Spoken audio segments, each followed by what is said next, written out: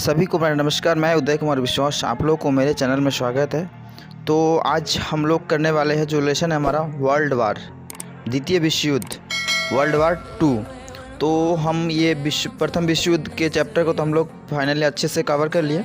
तो आज हम लोग ये द्वितीय विश्व युद्ध के बारे में हम लोग जानेंगे कि ये कैसे शुरुआत हुआ, किन किन देशों के बीच में हुआ और किस समय हुआ और कितने क्षति हुई, भारत को क्या लाभ हुआ, क्या हानि हुआ इत्यादि। ये जितने भी मतलब इससे रिलेटिव जितने भी क्वेश्चन हमारे एग्ज़ाम में आएंगे सभी क्वेश्चन आज करवाने वाले हैं। तो चलिए वर्ल्ड वार 2 में हम लोग प्रवेश करते हैं। ग्लोबल वार या टोटल वार भी कहते हैं इसे इसलिए कहते हैं कि इसमें केवल सैनिक ही नहीं बल्कि आम आदमी भी शामिल थे। जब पहले वार होती थी तब सेनाएं आपस में लड़ती थी, लेकिन इस विश्व युद्ध में सामान्य जनता का भी टारगेट किया गया था। इसमें यह था कि किसी भी दुश्मन देश आम जनता पर गोला बरसाए थे और मिसाइलें दागे, और इस विश्व युद्ध में ऐसा कोई नहीं था जिस पर जान का खतरा ना हो। यही कारण है जिसे टोटल वार या ग्लोबल वार कहा जाता है। और ये शुरुआत हुई आपका 1939 में और समाप्त कभी 1945 में। तो द्वितीय विश्व युद्ध 1939 को शुरुआत हुई और 1945 को समाप्त हुई। तो ये जो विश्व युद्ध शुरुआत हुए ये दो पावर में विभाजित थे। तो दो पावर कौन है? वो एक्सिस पावर और एलाइज पावर। एक्सिस पावर में हमारा ये Germany, Italy, Japan, Hungary, Romania, Bulgaria, और एलाइज में US, Britain, France, USSR, Austria, Brazil, Canada, China, Denmark, Greece land, Netherland, New Zealand, Poland इत्यादि और कुछ देश है। द्वितीय विश्व युद्ध में 7 से 8 करोड़ लोग मारे गए थे, जिसमें 5 करोड़ आम नागरिक शामिल थे और उसमें 3 करोड़ सैनिक शामिल थे, जो कि इसमें हमारा आम नागरिक ज़्यादा नुकसान हुए। और ये मैप में आप जो देख पा रहे होंगे ये एलाइज पावर है, और ग्रीन में जो है ये एलाइज पावर है, और एक्सिस पावर जो है ये रेड में है। परंतु पूरी दुनिया किसी न किसी साइड जरूर थी, और बाकी जो ये आप देख पा रहे होंगे ये किसी न किसी के साथ, जैसे मित्रता देश हुआ, कोई भी जिससे रिलेटिव हो मित्रता उसके साथ में वो साथ दिया। तो हमारा देश भारत भी एलाइज पावर में ही शामिल था, क्योंकि भारत पर ब्रिटिश हुकूमत थी। तो उस टाइम जो थे ब्रिटिश हुकूमत थी, तो भारत भी उसमें शामिल था, और उसमें किसमें? एलाइज पावर में। द्वितीय विश्व युद्ध के दौरान भारत जहां जापान और जर्मनी के खिलाफ लड़ रहा था, वहीं नेताजी सुभाष चंद्र बोस अपने आज़ाद हिंद फौज के साथ मिलकर जापान की तरफ से और जर्मनी की तरफ से इस युद्ध में लड़ रहे थे। द्वितीय विश्व युद्ध का मुख्य कारण क्या माना जाता है?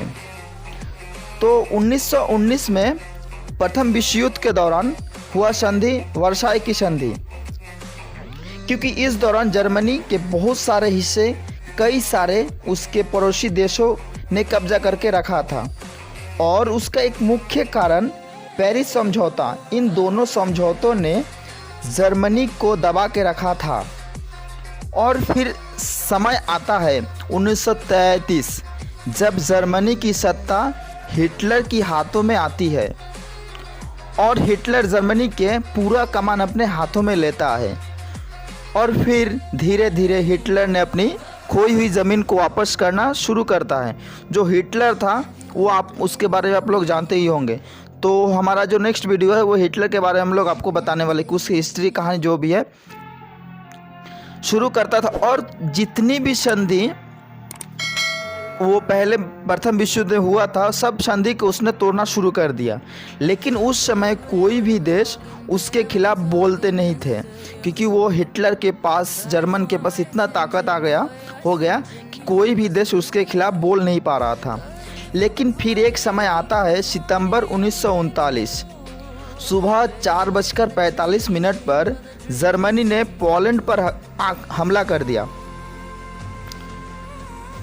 कुछ ही घंटों में जर्मन सैनिक लाखों संख्या में पोलैंड में प्रवेश कर गए।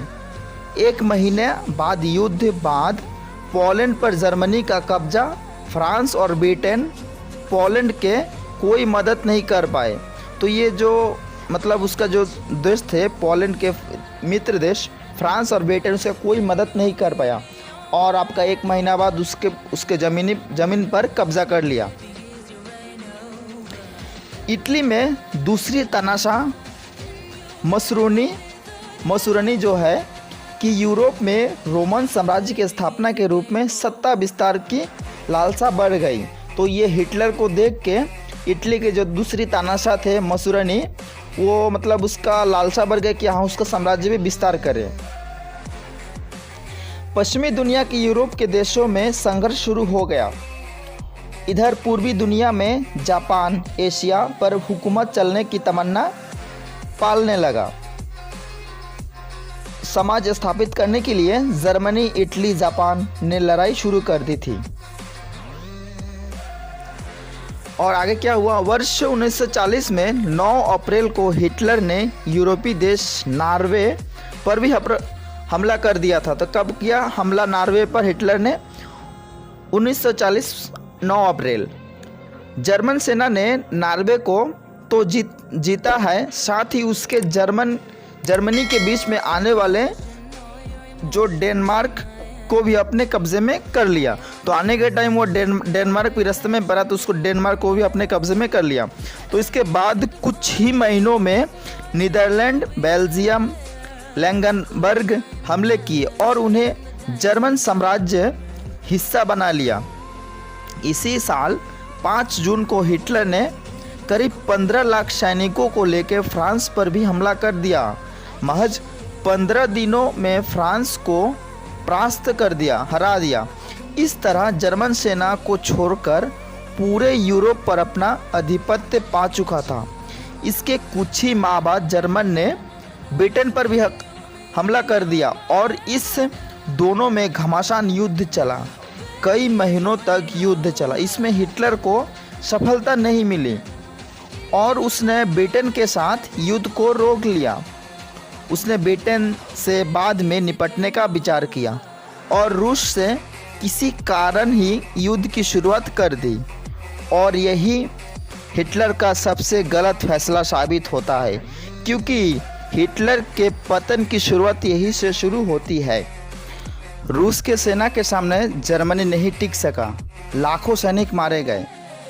रूस की सेना ने जर्मन सैनिकों को खदेड़ दिया। इसके बाद जर्मनी ने अमेरिका के साथ युद्ध की घोषणा कर दी, जबकि अमेरिका और जर्मनी के बीच कोई दुश्मनी नहीं थी। इसका सबसे बड़ा कारण जापान ने 7 दिसंबर 1941 को अमेरिका के पर्ल हार्बर पर हमला कर दिया और इसके 4 दिन बाद ही हिटलर ने अमेरिका से युद्ध शुरू कर ली। एशिया में जापान ब्रिटेन के साथ लड़ रहा था। जर्मनी का अमेरिका से युद्ध करना बहुत ही घातक साबित हुआ। 6 जून 1944 को अमेरिका, ब्रिटेन और अन्य मित्र देशों ने मिलकर अपनी सेना यूरोप में घुसा दिया, अमेरिका पर हमला कर दिया। इससे पहले 1943 में ही इस सेना ने इटली पर भी कब्जा कर लिया और वहां के तानाशाह मसूरनी को भी पकड़ लिया। कई माह चले इस युद्ध में जर्मनी परास्त हो गया। जर्मनी की हार और तानाशाह हिटलर का अंत तय हो चुका था। 30 अप्रैल 1945 को हिटलर ने खुद को गोली मार ली। हालांकि हिटलर की मौत को लेकर अब भी एक रहस्य माना जाता है। हिटलर के अंत के साथ जर्मनी की हार हो गई और यूरोप में दूसरा विश्व युद्ध समाप्त हो गया। लेकिन अभी इधर एशिया में तो युद्ध तो जारी था। जापान ने मित्र देशों की नाकों में दम करके रखा था। जापान ने अमेरिका तथा चीन के कुछ आइलैंड पर कब्जा कर लिए। अमेरिका पहले तो जापान को परमाणु हमले की चेतावनी दी, लेकिन जापान इससे भी नहीं माना। फिर आता है 6 अगस्त 1945, जब अमेरिका ने हिरोशिमा पर परमाणु बम फेंक देता है, जिसमें लगभग 2 लाख लोग मारे गए। इस पर भी जापान अपने अभियान में रुका नहीं और फिर 9 अगस्त 1945 नागासाकी पर अमेरिका ने परमाणु हमला कर दिया, जिसमें भी लाखों लोग मारे गए। और इसके बाद इस बहाव के साथ भी दूसरा विश्व युद्ध भी समाप्त हो गया इसके परिणाम आज भी लोग वहाँ पे जो जापान में जो ये परमाणु हमला हुआ, वहाँ के लोग आज भी भुगत रहे हैं। द्वितीय विश्व युद्ध की समाप्त तो हो गया, परंतु भारत पर ब्रिटिश शासन था। तो 1945 में तो द्वितीय विश्व युद्ध समाप्त हो गया, परंतु उस टाइम भी ब्रिटिश शासन था उस टाइम। तो सुभाष चंद्र बोस 18 अगस्त 1945 को लापता होने की खबर आई। तो 18 अगस्त 1945 को वो लापता हो गए। तो ऐसे ऐसे जैसे विश्व युद्ध ख़त्म हो गया, ब्रिटेन कमज़ोर हो गया और भारत को भारत जो गुलाम था ब्रिटेन का, तो वो गुलामी से आज़ाद हो गया। और ये माना जाता है तो द्वितीय विश्व युद्ध के चलते ही भारत आज़ाद हो गया। तो ये तो कुछ हम ऐसे कहानी की तरह समझ लिए। तो सभी से रिक्वेस्ट है कि मेरे चैनल पे जो भी नए, प्लीज़ चैनल को सब्सक्राइब और वीडियो को लाइक ज़रूर कर दे। और पिछले वीडियो को, जैसे प्रथम विश्व युद्ध हुआ इत्यादि, बहुत से ऐसे हैं जो आप लोग मेरे डिस्क्रिप्शन बॉक्स में जाकर देख सकते हैं। तो सभी को थैंक यू।